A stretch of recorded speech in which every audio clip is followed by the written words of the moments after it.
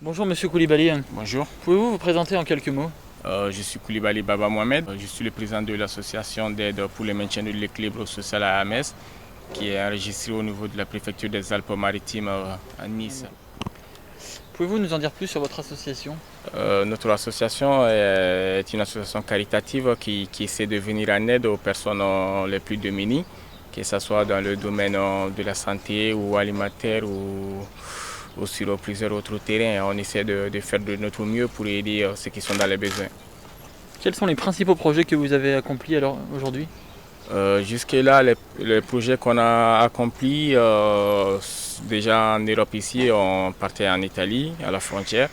On essaie d'apporter des vêtements chauds aux gens qui dorment dans la rue, qui viennent souvent de l'Afrique et qui viennent par la mer. Et des fois, on les apporte de la nourriture aussi.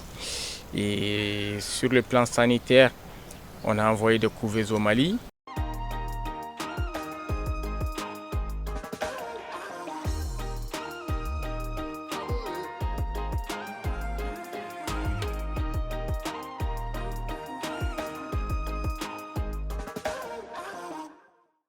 Des couveuses qui sont parties en 2020, qui ont été données au centre hospitalier Gabriel Touré au niveau du service néonatal. C'est des couveuses qui servent aujourd'hui à des centaines de nourrissons qui en ont bénéficié jusque-là. C'est une de nos plus grandes fiertés.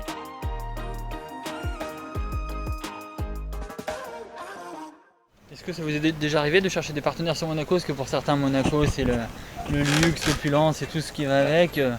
Ou est-ce simplement Monaco parce que travaillez à Monaco, mais Oui, effectivement, on est soutenu par pas mal de centres de santé, que ce soit sur la Côte d'Azur ou à Monaco. On a été soutenu par ces centres.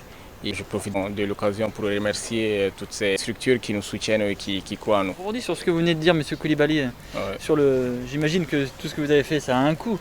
Comment vous avez procédé? Est-ce que vous avez fait appel à certains donateurs, à des institutions diverses, à du politique tout simplement? Avez-vous des contacts plus ou moins placés dans le politique, dans le médical?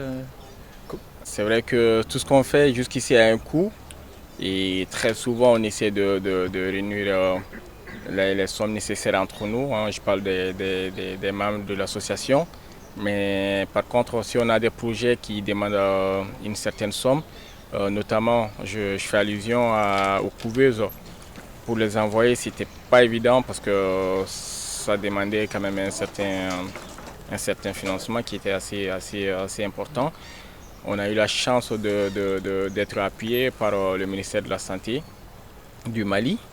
Ça nous a facilité beaucoup de choses et ça nous a permis à réaliser ce projet.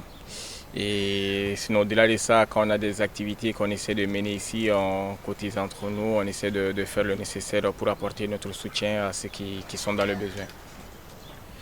Comment voyez-vous la suite? J'imagine que vous travaillez peut-être déjà sur d'autres projets ou vous avez besoin de temps, d'être accompagné davantage pour mener des projets encore plus grands. Enfin, dites-moi en plus sur qu'est-ce qui vous anime aujourd'hui.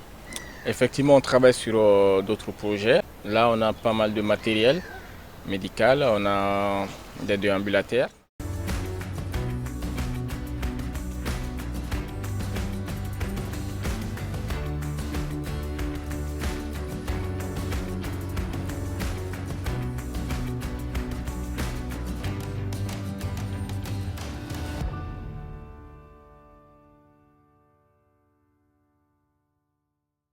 Qui vont servir à aider les personnes à mobilité réduite à se déplacer facilement au niveau des hôpitaux, des personnes en état de convalescence qui vont pouvoir aller, je prends juste un petit exemple, hein. Très souvent on doit attendre une infirmière pour pouvoir aller aux toilettes. Je donne juste un exemple comme ça, avec ces déambulateurs qui seront au niveau des centres de santé communautaires.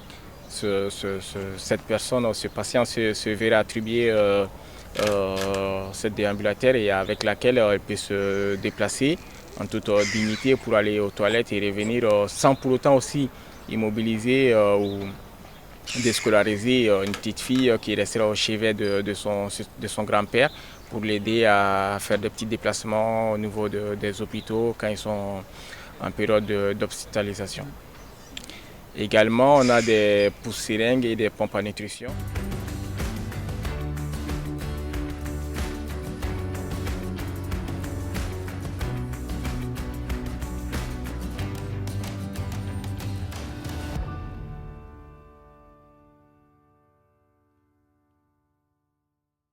Qui sont des équipements assez importants qu'on va aussi envoyer en Afrique. Et récemment, on a reçu des Cialytiques.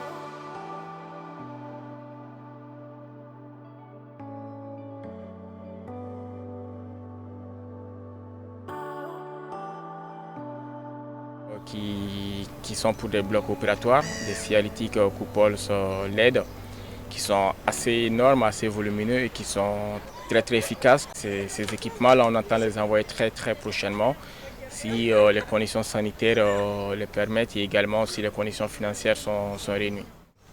C'est une association qui reste ouverte à toute personne qui voudrait nous soutenir, qui voudrait se joindre à nous et qui a des idées à nous apporter.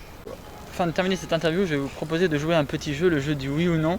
Je vais vous poser quelques questions et vous me répondrez simplement par oui ou par non. D'accord. Est-ce que vous croyez en votre association, Monsieur Koulibaly? Oui. Est-ce que vous êtes une personne optimiste? Oui. Ambitieuse? Oui. Vous croyez en l'avenir? Oui. Vous avez vraiment toutes les chances de réussir et je vous souhaite vraiment tout le meilleur pour l'avenir.